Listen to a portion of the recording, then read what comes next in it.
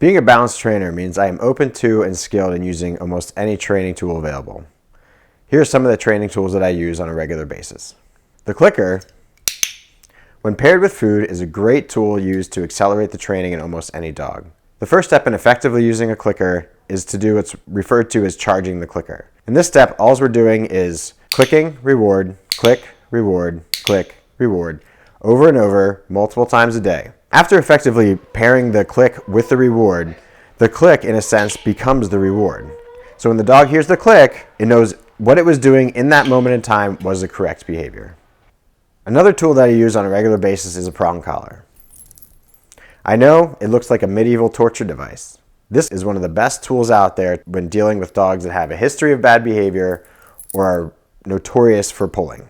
This tool does not stab, poke, or puncture the dog whatsoever. I only use a Herm Springer brand prong collar because its quality is unrivaled and the tips of the prongs are always rounded. I know there's a lot of pictures out there of dogs that have had prong collars embedded in their skin, or there's punctures, and those things happen, but only when the tool is not used correctly, it's not fitted appropriately, a dog is allowed to grow into it, or it's left on the dog 24/7. Another one of our tools is the remote collar.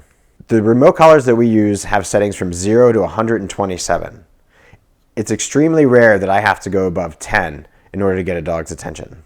In reality, when used appropriately, the stimulation that the dog feels is no different than the stimulation that you or I would feel by being placed on a TENS unit in physical therapy.